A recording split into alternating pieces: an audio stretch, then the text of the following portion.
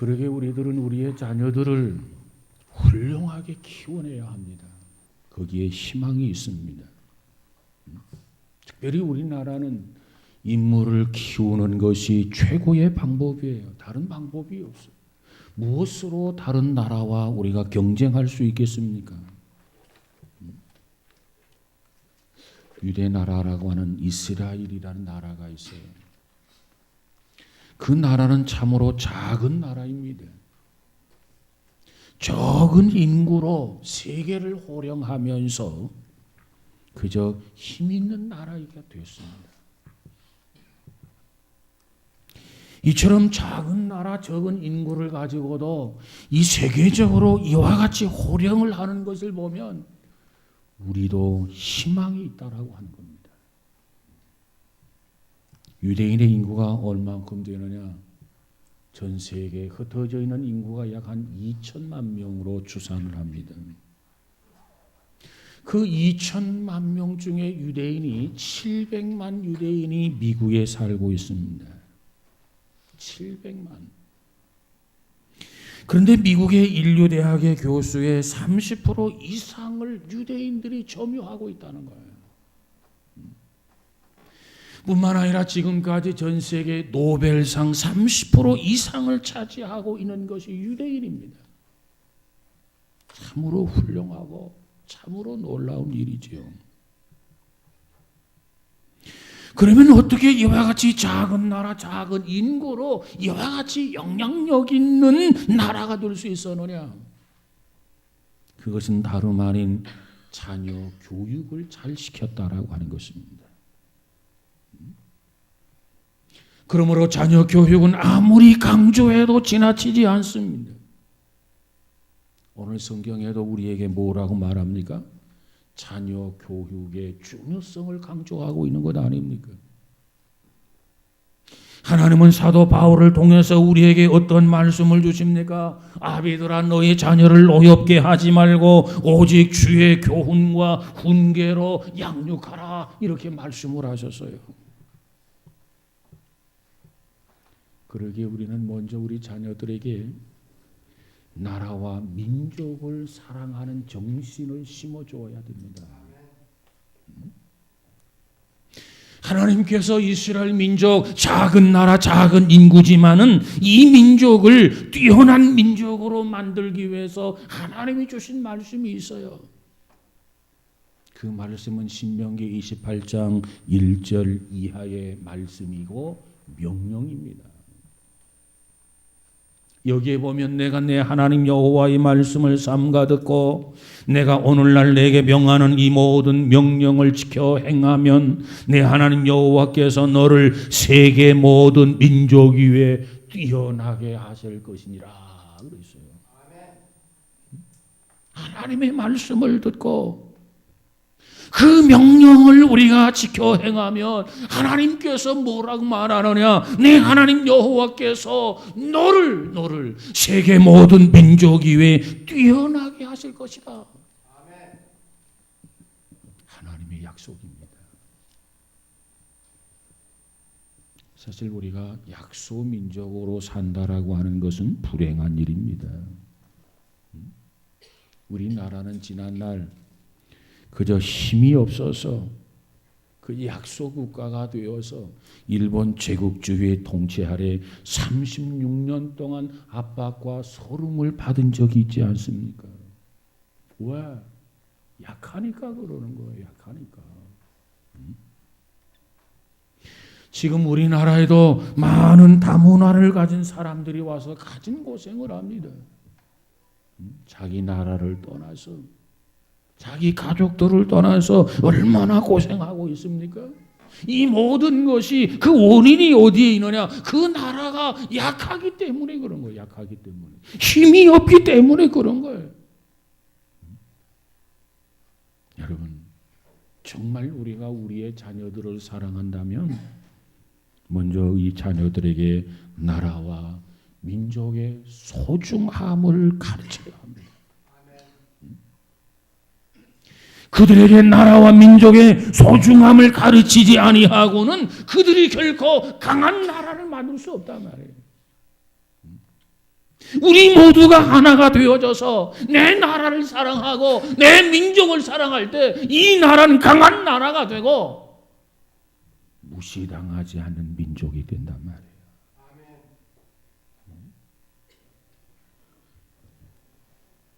성경은 하나님의 말씀을 듣고 그 명령대로 살면 민족을 강하게 해주시겠다 이렇게 약속을 하셨습니다. 하나님에 대한 신앙이 강해야 나라와 민족이 강해진다는 거예요. 하나님이 강하게 해주지 않으면 강해질 수가 없어. 하나님이 강하게 해주셔야 돼요. 그러면 어찌해야 하는가? 위로는 하나님, 그리고 부모님, 그리고 나라를 사랑할 때 우리가 강한 자가 될 수 있어요. 그러게 우리에게는 무엇보다도 신앙정신이 필요합니다. 신앙정신. 신앙만 바로 서면 우리에게 어떤 시련이 와도 어떤 역경이 와도 어떤 고난이 와도 우리는 세계 속에서 강한 민족으로 살게 될 줄로 믿습니다. 그래서 우리에게 항상 문제는 뭐냐? 정신적 자세가 문제다 이렇게 말하죠. 정신적 자세. 우리나라가 요즘 참 풍요 속에 살고 있습니다. 누가 뭐라고 그래도 잘 살아요. 그런데 아쉽게도 정신 상태는 점점점 병들어가고 있다는 거예요. 정말 신앙인들이 무릎 꿇고 하나님 앞에 두 손을 들고 기도하고 은혜를 사모하고 말씀을 갈급해야 하던 그 신앙이 식어지고 있고 그 신앙이 나태해지고 있고 신앙생활의 열심이 게을러졌다는 거예요. 이건 심각하다는 겁니다.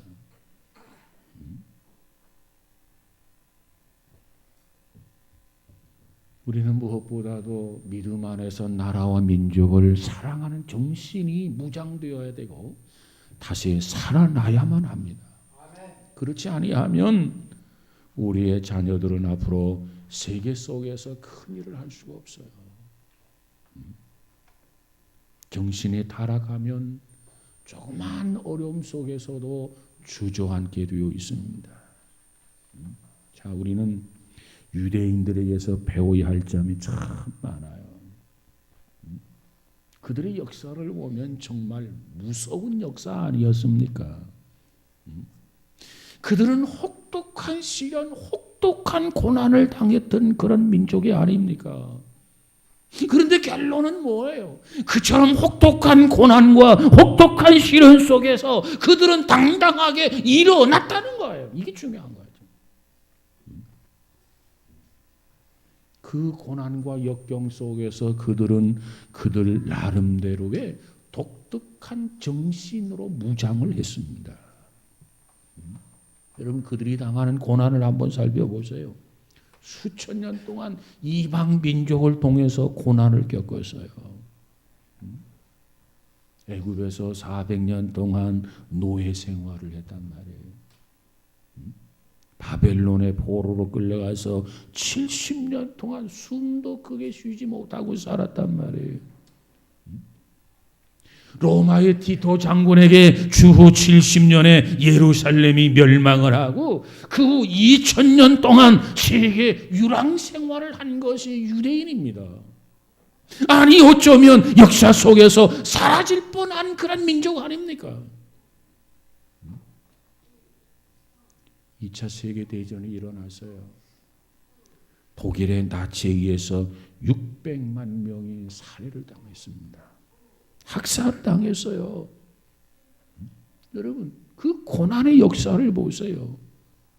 참으로 비극적이고 비참한 고난의 역사가 아닙니까? 그런데도 중요한 것은 그럼에도 불구하고 그들은 결코 망한 것이 아니라 그들은 그 자리에서 보라는 듯이 그 자리에서 당당하게 그들은 일어났다는 거예요. 그 힘이 어디에 있었습니까? 우리는 하나님 앞에 택한 민족이다. 우리는 세계 모든 민족 위에 뛰어난 민족이다. 그 신앙심을 부모들은 자녀들에게 자자손손에게 계속해서 무장시켜 주었기 때문에 그렇다. 우리는 세계 속에서 뛰어난 민족이다. 하나님 앞에 택한 민족이다. 그래서 그들은 멸망하지 아니하고 지금까지 살아있는 거예요.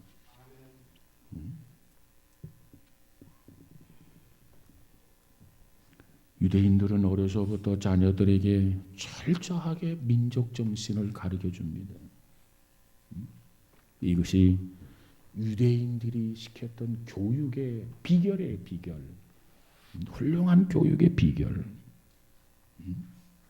그렇다면 오늘 우리들도 우리 사랑하는 자녀들에게 나라와 민족을 사랑하고 아끼는 그런 정신을 우리가 심어 줘야 돼요. 위로는 하나님을 사랑하는 민족, 그리고 이 나라와 이 민족을 사랑하는 나, 가정에서는 부모에게 효를 다할 수 있는 자녀, 이걸 가르쳐야 돼요. 이걸 토탈 효의 사상이라 이렇게 말할 수 있습니다. 여러분, 우리 자녀들에게 이 교육이 바로 되어져야 앞으로 무한 경쟁 시대인 세계 속에 이 민족이 살아남을 수 있단 말이에요. 그러지 못하면 역사 속에서 흔적도 없이 사라지고 말 것입니다. 우리가 해야 할 일, 우리들의 자녀들에게 나라와 민족을 사랑하도록 가르쳐야 돼요. 옛날 우리 조상들이, 우리 선조들이 나라와 민족을 사랑했던 것처럼 사랑할 수 있도록 가르쳐야 할 책임이 우리에게 있어요. 여러분, 우리의 선조들을 보세요. 조상들을 보세요. 이 나라의 독립을 위해서 얼마만큼의 희생의 대가를 지불했습니까? 정말 힘들게 살면서 꿈에도 소원은 이 나라의 독립이다.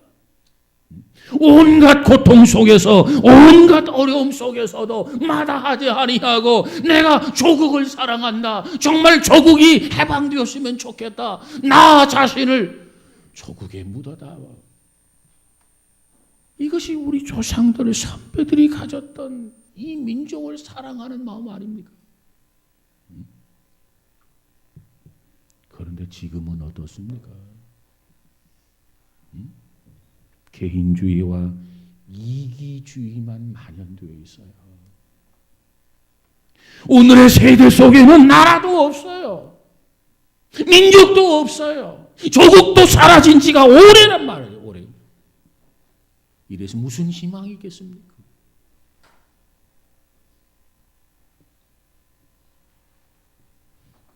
결국은 나약해지게 될 것이고 결국은 망하게 될 것입니다. 여러분, 하나님은 우리 민족을 사랑하십니다. 세계 속에 한국어를 삼아 주실 것이고 제사장 나라로 사용해 주실 줄로 믿습니다. 우리 자녀들에게 바로 이 정신을 심어 줘야 돼요. 그러지 아니하면 희망이 없어요. 나라를 사랑하는 마음, 조국을 사랑하는 마음, 민족을 사랑하는 마음, 그것이 나라가 사는 방법이고 그것이 곧 내가 사는 방법이라는 얘기예요. 두 번째로 우리는 자녀들에게 재능을 개발해 주어야 됩니다. 재능. 사람마다 하나님께서 모두 다 재능이라고 하는 것을 주셨어요. 그 재능을 묻어두지 말고 주신 재능을 찾아서 그 재능을 자꾸 개발해 줘야 돼요. 여러분, 우리가 마태복음 25장 14절 15절에 보면 달란트 비유가 나옵니다. 그 달란트 비유를 보내가 또 어떤 사람이 타국에 갈지 그 종들을 불러서 자기 소유를 맡긴과 같으니 각각 그 재능대로 하나에게는 금 5달란트를, 하나에게는 2달란트를, 하나에게는 금 1달란트를 주고 떠났더니 그랬어요. 자, 이 말씀에 보니까 주인이 종들에게 달란트를 주는데 5달란트, 2달란트, 1달란트를 주었다는 거예요. 왜 다르게 주었을까요? 공평하게 주셔야지. 왜 다른 사람에게는 5달란트, 왜 또 다른 사람에게는 2달란트, 아니 어떤 사람에게는 1달란트만 주느냐 그 말이에요. 동일하게 5달란트를 주었으면 5달란트를 다 주어야지.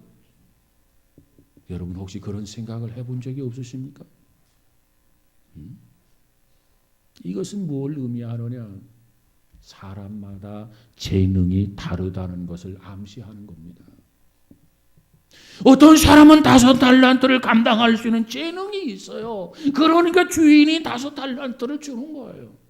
어떤 사람은 2달란트를 감당할 그런 재능이 있어요. 그렇기 때문에 그 사람에게는 2달란트를 주는 거예요. 그리고 어떤 사람은 1달란트를 감당할 그런 재능이 있어요. 그렇기 때문에 1달란트를 주신 거예요. 이처럼 5달란트, 이처럼 2달란트, 1달란트를 주고서 주인이 떠났습니다.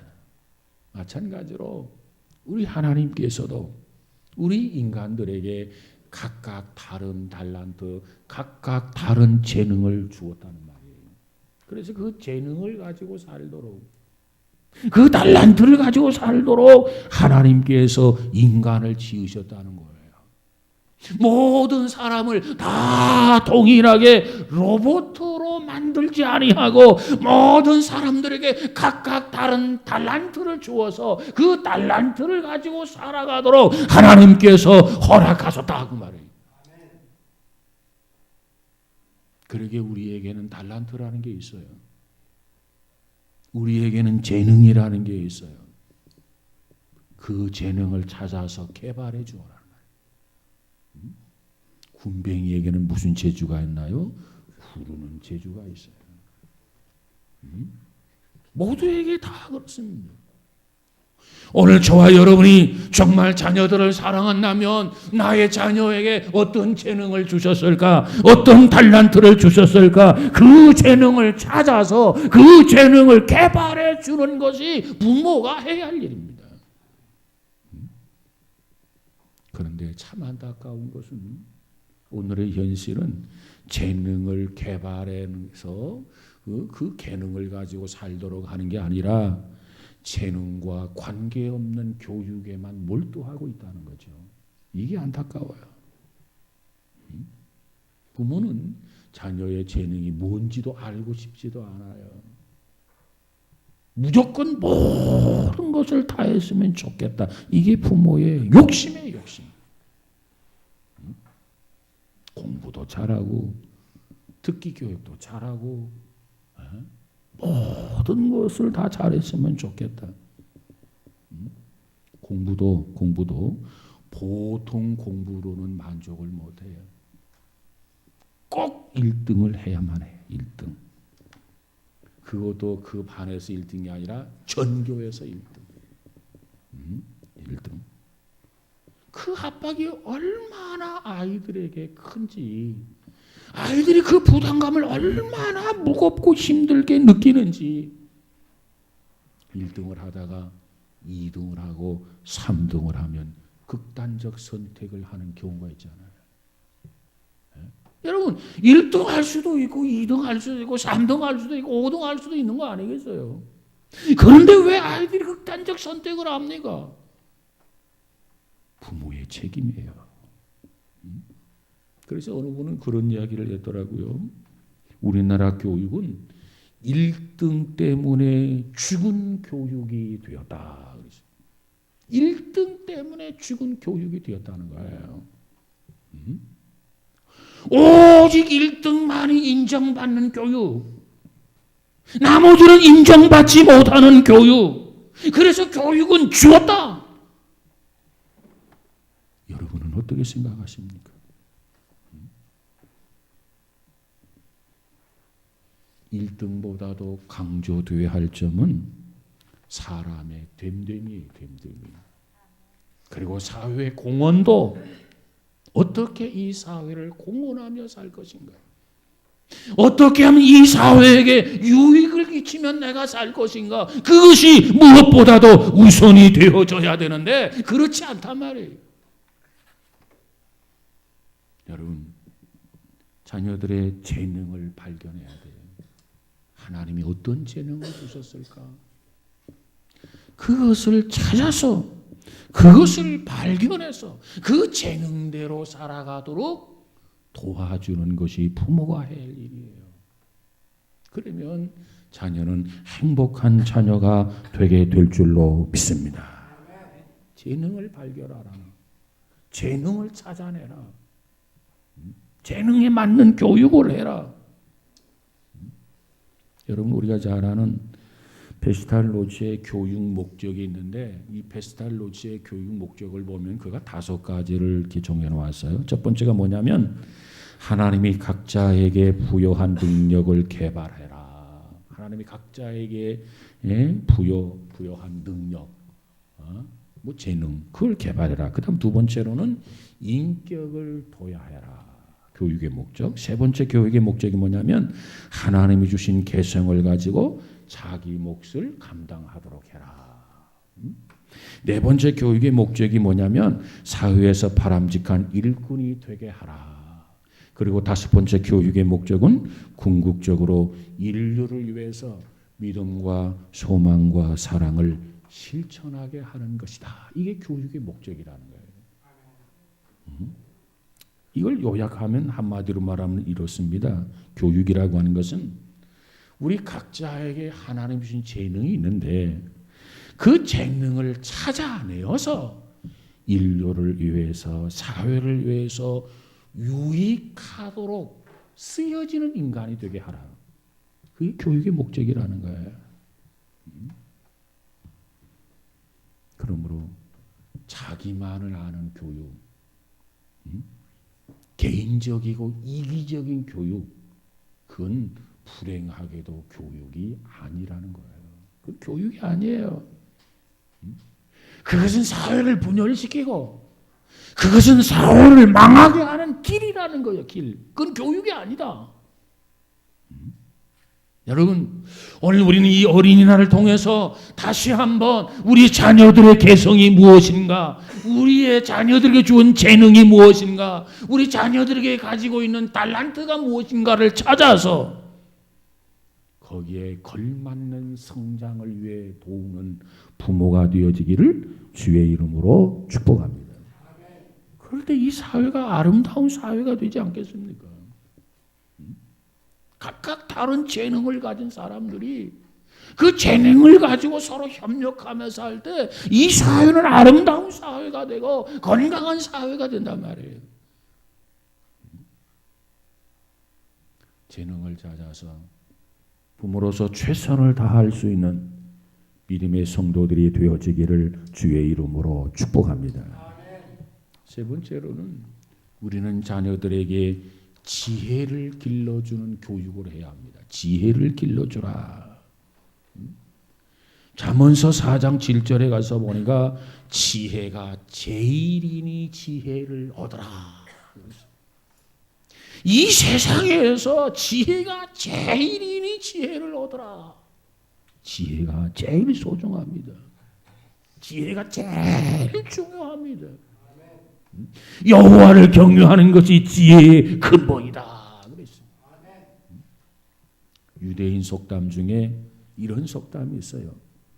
물고기 한 마리를 잡아주는 그것으로 하루를 먹고 살 수는 있지만 물고기를 잡는 방법을 가르쳐주면 그것으로 평생 동안 먹고 살 수 있게 된다.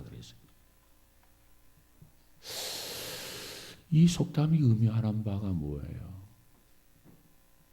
매일매일 고기 한 마리씩 주어서 먹고 살게 하라는 얘기입니까? 그게 아니고 물고기 잡는 방법을 가르쳐주면 매일매일 내가 물고기를 주지 않아도 스스로 물고기를 잡아서 평생 동안 먹고 살 수 있다는 얘기예요. 이 의미는 뭐냐? 지혜를 강조하는 말입니다. 지혜. 아이들에게 지혜를 길러주라는 거예요. 여러분, 여러분의 자녀는 어떻습니까? 여러분 볼 때 여러분의 자녀는 어떻다고 생각합니까? 제가 볼 때 오늘의 이 모습을 보면은 이 오늘의 모습은 아이들이 공부는 잘해. 숫자 맞추기는 잘해. 그런데 내가 보기에는 지혜가 모자라요. 지혜가 부족해요. 조금만 힘이 들어도, 조금만 어려워도 낙심하고 좌절하고 절망하고 목을 매는 현상이 있단 말이에요. 왜 그래? 왜? 많은 것을 아는데, 더 많은 지식이 축적이 이루어졌는데 왜 어린 아이들이, 왜 청소년들이 이처럼 나약하냐 말이에요. 그 이유는 지혜가 모자라서 그래. 지혜가. 왜 이 모양 이 꼴이 되었습니까? 우리들의 가정교육을 보면 모두가 다 이 부모가 자식의 이 부분에 대해서는 금이야 오기야 하면서 온갖 여기에다 몽땅 다 쏟아 부어요. 몰입을 하고 있단 말이에요. 몰입. 그런데 문제는 그에 비해서 아이들은 어떻습니까? 부모에 대해서, 죄송합니다만은 부모에 대해서 부모를 손톱만큼도 생각하지를 않아요. 이게 아이들의 모습이에요. 그러면서 왜 날 낳으셨습니까? 이게 자녀들의 모습이에요. 자녀들. 부모는 아이에 의해서 모든 것을 다 투자하는데, 모든 것을 자녀를 위해서 몰입을 하는데, 이 자녀의 반응은 부모를 이만큼도 생각하지 않는다는 거예요. 철저하게 어린 아이들은 이기적이고 자기 중심으로 계속해서 무장을 하고 있어요. 그러면서 자라나고 있어요. 이 요인이 어디서부터 생겼다고 하십니까? 부모의 잘못된 교육입니다. 요즘 아이들 부모를 생각하는 아이가 있습니까? 없어요.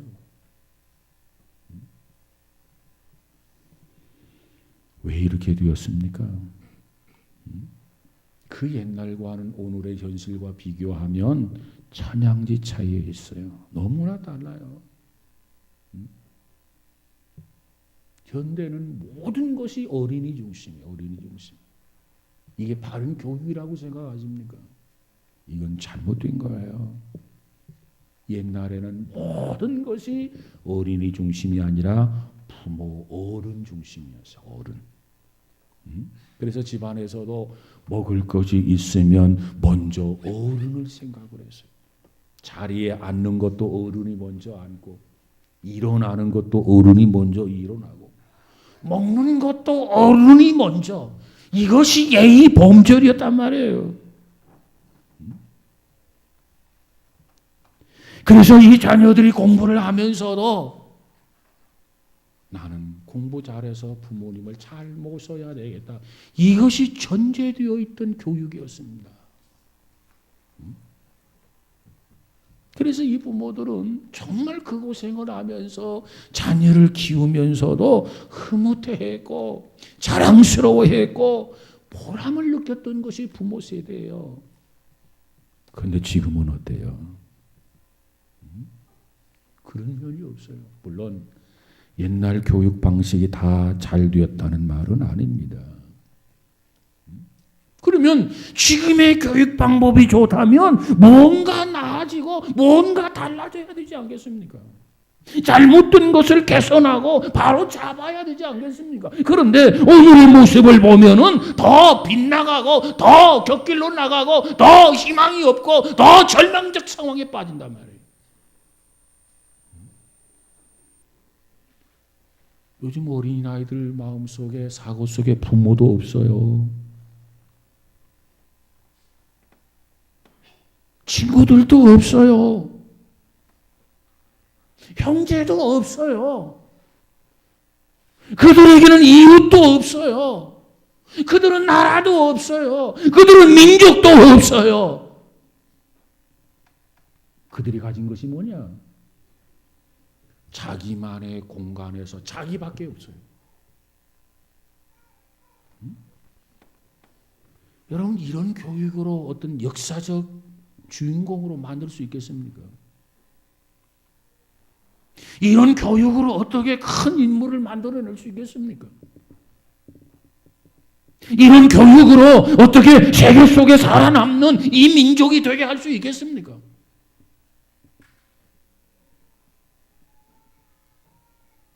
이 모든 것이 누구의 책임이냐? 오늘 우리 부모들의 책임이라는 거예요. 이 잘못된 교육으로 인해서 자녀들이 자기밖에 모르는, 지혜도 없는 그런 바보들이 다 되어져 가고 있어요. 오늘의 교육의 문제 하나둘이 아닙니다. 학교 교육은 학교 교육이라고 치고 오늘 가정 교육에도 상당히 많은 문제를 안고 있어요. 가정이 무너지면 엄청난 재앙이 옵니다. 가정이 무너지면 모든 것이 다 무너져요. 페스탈로치는 인간 형성의 기초가 가정 교육에 있다 그랬어요. 인간 형성의 기초가. 가장 탁월한 교육은 가정 생활에서 이루어지는 교육이다 그랬어요. 그는 말하기를 안방은 작은 하늘나라이며 인간을 교육하는 유일한 장소다 그랬어요. 여러분, 우리는 자녀들이 지혜를 갖도록 교육을 해야 될 줄로 믿습니다.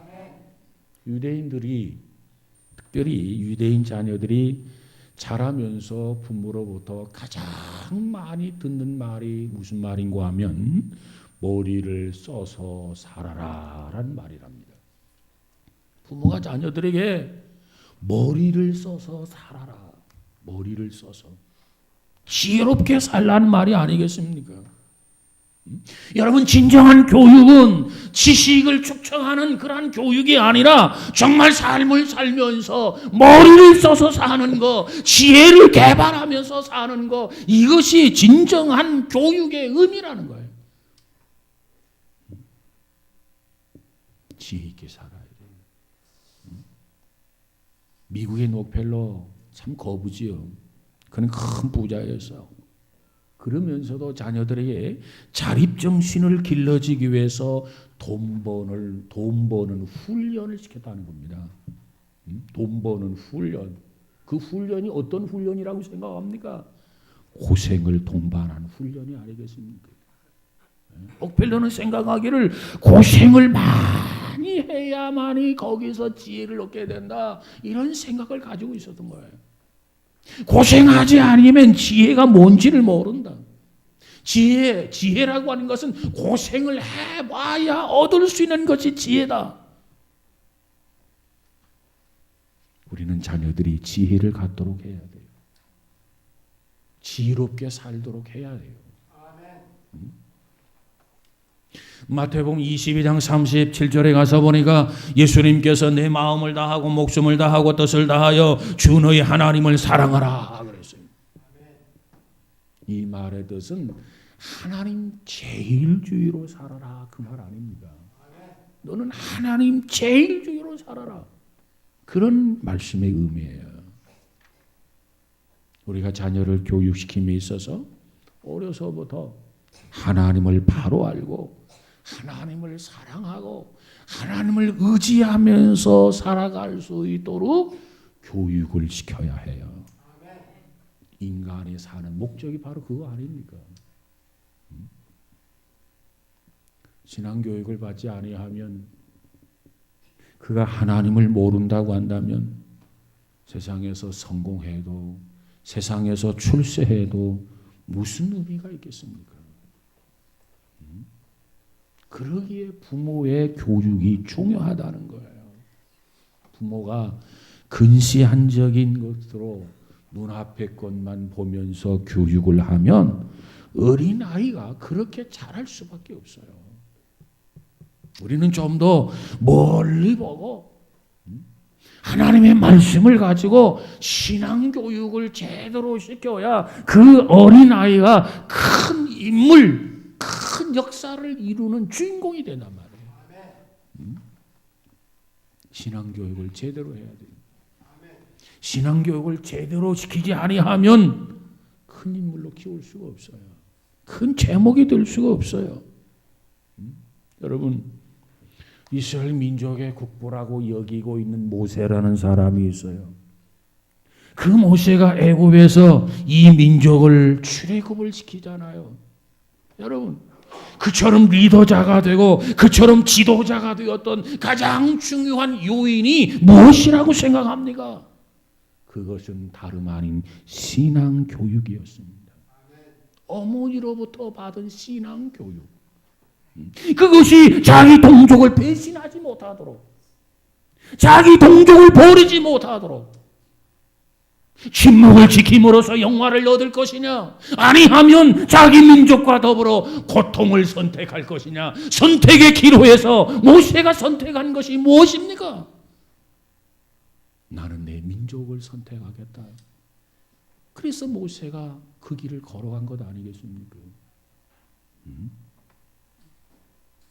초대교회 인물 중에 디모데라고 하는 인물이 있어요.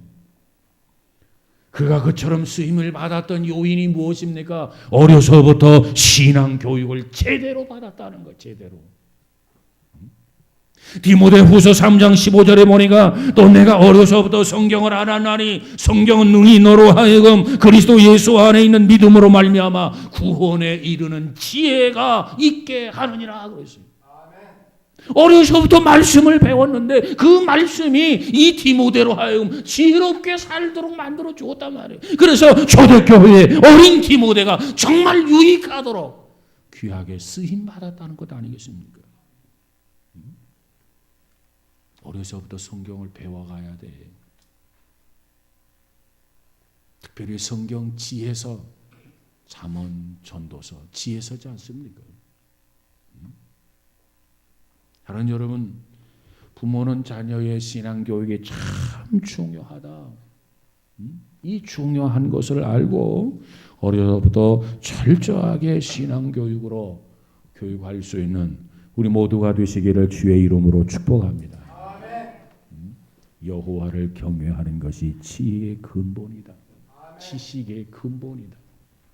하나님을 경외하면서 살도록, 하나님을 경외하는 습관을 가지도록, 하나님을 경외함이 생활화가 될 수 있도록 자녀를 길러야 돼요. 그러기 위해서는 가정의 신앙적 분위기가 중요합니다. 신앙적 분위기 속에서 아이들이 신앙인으로 성장하는 거예요. 신앙교육은 우리의 감성을 풍성하게 만듭니다. 신앙교육은 우리의 옳고 그름을 깨닫게 합니다. 신앙교육은 예의 범절과 질서를 지키게 합니다. 그러니까 신앙교육을 제대로 받은 자녀들이 훌륭한 인물로 자라는 거예요. 오늘 특별히 어린이날을 통해서 우리의 자녀들 뭐니 해도 신앙교육이 최고의 교육이다. 이러한 의식을 가지시고 바른 신앙교육이 있어지기를 주의 이름으로 축복합니다. 이 교육만 제대로 된다고 한다면 모든 것을 다 얻을 수 있어요. 마태복음 6장 33절에 보니까 너희는 먼저 그의 나라와 그의 의를 구하라. 그리하면 이 모든 것을 너희에게 더하시리라 그랬습니다. 이 말씀을 자녀 교육에 적용한다면 너희 자녀들을 제대로 신앙 교육을 시키기만 한다면 자녀들의 성공과 자녀들의 출세가 보장된다. 그 이야기입니다.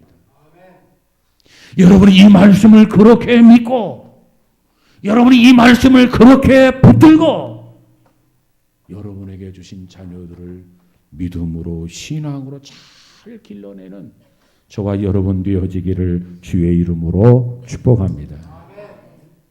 그러려면 신앙교육에 관심을 가져야 돼요. 신앙교육.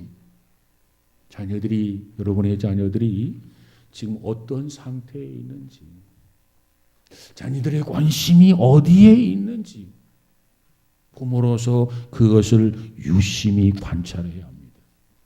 그래서 신앙적 가치관을 가지고 살아가는가, 세상적인 가치관을 살아가는 것인가, 그것을 확인해서 잘못되었다면 바로 잡아줘야 돼요. 신앙적 교육으로, 믿음의 교육으로, 말씀의 교육으로 자녀를 길러야 후회함이 없게 될 줄로 믿습니다. 자녀가 신앙이 없는데 부귀 영화를 얻은들 무슨 소용이 있겠어요? 그 마음속에 하나님이 없는데 출세하고 성공하면 무슨 의미가 있겠어요? 하나님에 대한 경외심이 없는데 세상의 모든 것을 다 얻는다 할지라도 무슨 의미가 있겠냐 말이에요. 여러분, 성경은 뭐라고 말합니까? 믿음은 들음에서 나고 들음은 그리스도 말씀으로 말미암느니라. 오늘 특별히 어린이날을 통해서 우리가 다시 한번 다짐하는 것은 자녀들을 향한 신앙교육. 이건 결코 게을리해서는 안 되는 교육입니다. 우리의 자녀들이 세계를 무대로 해서 무한 경쟁의 삶을 살아야 된단 말이에요.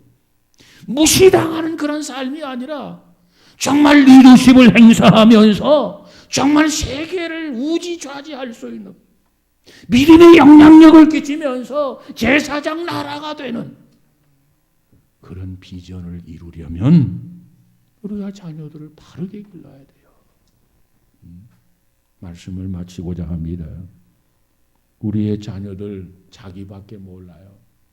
그곳에 나라를 심어줘야 되고, 민족을 심어줘야 되고, 하나님을 심어줘야 되고, 교회를 심어줘야 되고, 부모를 심어줘야 되고, 형제를 심어줘야 되고, 친구를 심어줘야 되고, 이웃을 심어줘야 돼. 근데 그 자녀들의 마음속에 자기밖에 없어, 자기밖에. 이걸 깨지 않으면 안 돼요. 이걸 무너뜨리지 아니하면 안 돼요. 그리고 어떤 재능이 있는지, 어떤 달란트가 있는지, 어떤 의사가 있는지 그걸 찾아서 개발하는 데 도움을 주는 부모가 돼야 돼요. 뿐만 아니라 특별히 지혜를 가지도록, 지식으로 사는 것이 아니라 지혜로 살도록 머리를 써서 살아라. 지혜로 살도록 우리는 지혜를 개발시켜 줘야 돼. 그렇게만 된다면 이 민족이 이 마지막 때 현재 유대인 못지않도록 하나님 앞에 크게 쓰임 받는 그런 민족이 되게 될 줄로 믿습니다. 아무쪼록 자녀 교육 실패자가 아니라 성공자가 되어지는 우리 모두가 되어지기를 주의 이름으로 축원합니다. 기도합시다. 거룩하신 하나님 감사합니다. 무엇보다도 우리의 자녀들 마음속에 자기밖에 없는데 하나님, 이 나라와 민족을 사랑하는 마음을 심어줄 수 있도록 하나님이여 함께해 주옵소서. 정말 저들이 재능을 무시한 교육이 아니라 재능이 무엇인지를 알고 발견하고 그 재능을 개발해서 재능을 통해서 하나님 앞에 헌신하고 행복하게 살아갈 수 있는 자녀가 되어지도록 부모로서 역할을 감당하도록 축복해 주옵소서. 뿐만 아니라 이 땅에 살면서 무엇보다도 인생을 삶에 있어서 지혜를 개발하며 지혜롭게 살아갈 수 있는 귀한 성도들 되어지게 하옵소서. 이 모든 것이 신앙 교육으로 가능한 줄로 믿습니다. 신앙 교육을 제대로 시킴으로 유대인들이 세계 속의 이스라엘이 된 것처럼 이 민족이 세계 속의 이민족 되어지는 축복을 허락하여 주옵소서. 그래서 역사의 큰 인물, 큰 역사를 이룰 수 있는 우리의 자녀들 다음 세대가 되어지게 하옵소서. 예수님 이름으로 기도하옵나이다. 아멘.